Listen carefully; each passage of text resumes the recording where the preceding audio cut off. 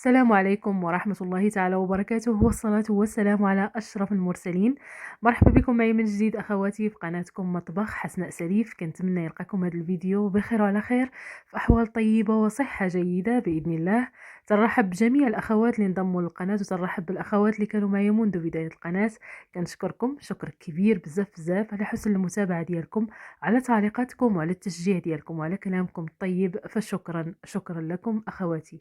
كما كتلاحظوا معايا اليوم ان شاء الله غادي نشارك معكم هذا البسكوي اللي كيجي قمه قمه في الروعه، مكونات جدا بسيطه وطريقه مبسطه. ان شاء الله تجربوا بالصحه والراحه وينال اعجابكم. ولا كنتوا اول مره كتزوروا القناه ما تنساوش الاشتراك فيها والضغط على الجرس باش يوصلكم ان شاء الله كل جديد في القناه. وندوزو دابا المكونات وطريقه تحضير الوصفه، فخليكم معايا باذن الله.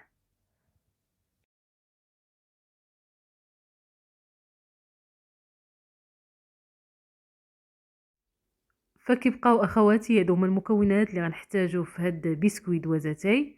فعندي 2 حبات من البيض اللي ضايفه عليهم شويه ديال الملح، 2 اكياس من الخميره ديال الحلويات، مجموع الخميره ديال الحلويات 16 غرام، 2 اكياس من سكر الفاني، كاس ديال العنبه ديال جوز الهند اولا الكوك ما يعادل 90 غرام، 125 غرام ديال الزبده المارغرين، 150 غرام ديال السكر العبار بالكاس ديال العنبه، كاس الا ربع ديال النشا الذره. نخلي لكم ان شاء الله الغرام ديال النشا في صندوق الوصف.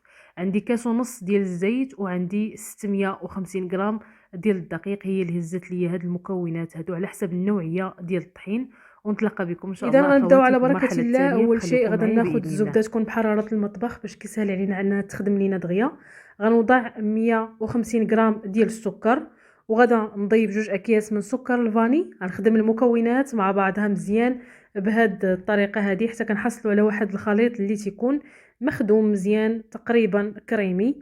فكل ما خدمنا المكونات مزيان كنحصلوا على نتيجه مزيانه. الا بغينا نخدموا بزبده من اصل حيواني فممكن اخواتي كنستمر نخدم بهذه الطريقه هذه حتى كنحصلوا على واحد الخليط اللي تيكون بهذه الصوره هذه.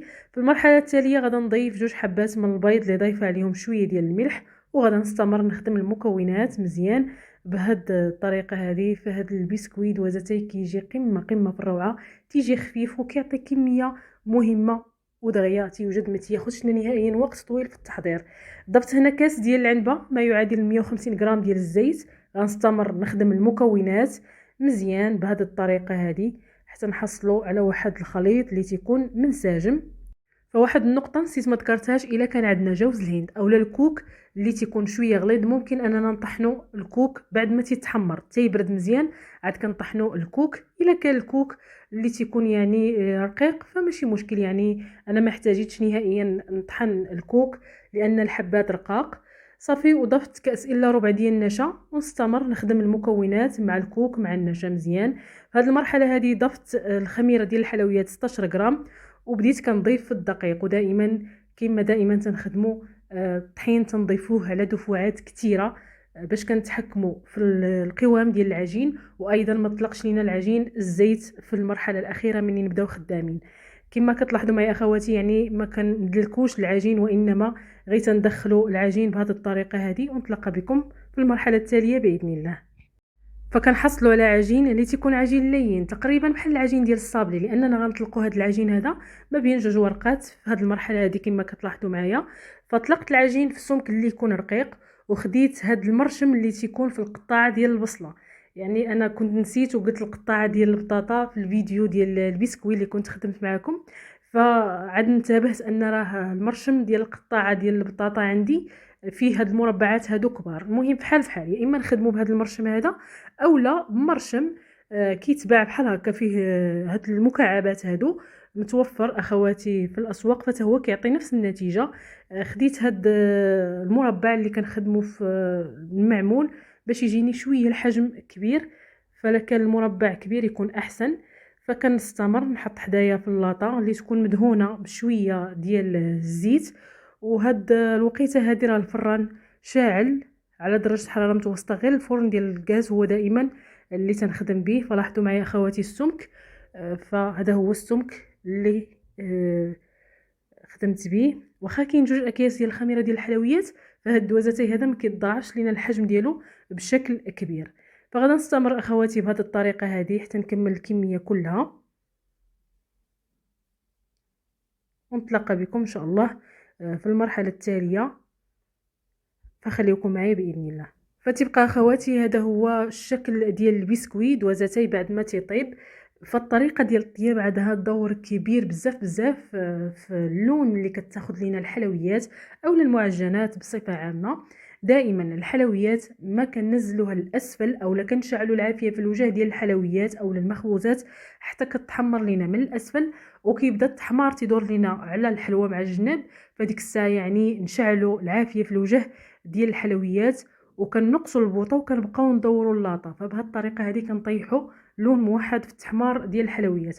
وخصوصا هذا البسكويت دوازتي فيه جوز الهند او الكوك، فغادي يسهل التحمار بواحد السرعه كبيره. هنايا كما كتلاحظوا معايا خديت الشكلاط اسود كالا، دائما هو اللي كنخدم به. كندوب هاد الشكلاط هذا وكنبدا نوضع منتصف هاد البسكويت دوازتي في الشكلاط. وكما كتلاحظوا معايا كنسوس الفائض مزيان، يعني خاص هاد المربعات هادو اللي في البسكوي يبانوا لينا هنا، يعني كيعطيو واحد الجماليه زوينه بزاف في البسكوي. ونستمر اخواتي بهذه الطريقه هذه. سنكمل الكميه كلها اللي عندي. فانا عندي هاد اللاطه هذه ومازال واحد نص لاطه اخرى في الفران، فكيعطي كميه كثيره هاد البسكويت دوازتي.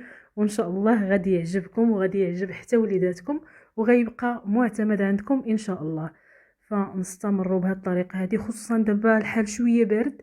نخدموا من الاحسن الاناء اللي فيه الشكلاط يكون في الماء سخون باش كيبقى لنا الشكلاط مطلوق وكتجي العمليه سهله وكيتحيد لينا الفائده ديال الشكلاط بكل سهوله. فنستمر اخواتي حتى نكمل الكميه كلها اللي عندي ونتلاقى بكم ان شاء الله في الشكل النهائي، فخليكم معايا باذن الله.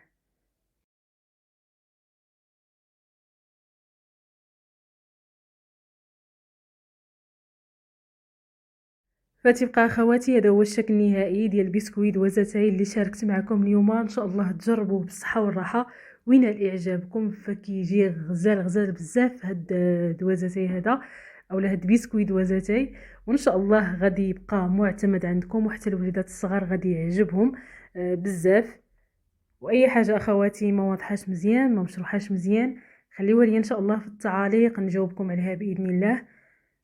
فبالنسبه لثمن البيع فهو 70 درهم للكيلو باش كندوز هذا النوع هذا ديال البسكوي.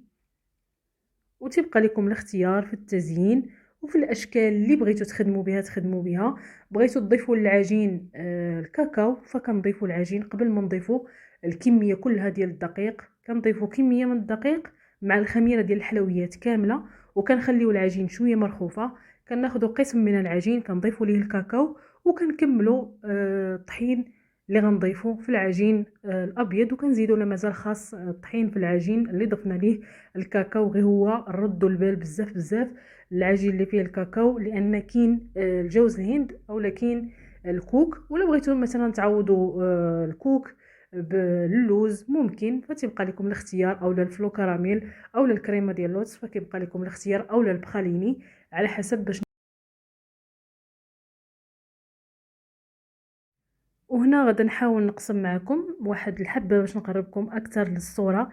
فلاحظوا معايا كيف وركت على البسكوي فكيتقسم كيجي هشيش هذا البسكوي هذا وكيجي مقرمش. والمذاق ديال الجوز الهند كيكون واحد القرمشه اكثر من رائعه في هاد البسكوي هذا. كنحاول نورك بيديا باش نقربكم اخواتي للصوره اكثر ديال هاد البسكوي دوازتي. ودائما الحلويات نحتفظوا بها في واحد العلبه اللي كتكون كتسد مزيان باش تبقى لنا الحلوى سخونه ومقرمشه. فبالنسبه لي انا النوعيه ديال الطحين اللي تنخدم بها وحجم البيض هزات لي هذه الكميه هذه 650 غرام ديال الدقيق. فنردوا البال دائما الكميه ديال الطحين اللي تنضيفوا، لان كاين جوز الهند وجوز الهند يعني تنشف لينا العجين. فدائما ردوا البال الكميه ديال الطحين اللي تنضيفوا، العجين ما تكونش قاصحه بزاف وما تكونش مرخوفه بزاف. فان شاء الله خواتي جربوا بالصحه والراحه وينال اعجابكم. كنشكركم شكر كبير بزاف بزاف على حسن المتابعه ديالكم، على تعليقاتكم، على التشجيع ديالكم وعلى كلامكم الطيب. شكرا لكم اخواتي. وما بقى لي الا نقول لكم تهلاو في راسكم بزاف بزاف، والى لقاء اخر في فيديو اخر في فكره جديده في وصفه جديده باذن الله. والسلام عليكم ورحمه الله تعالى وبركاته.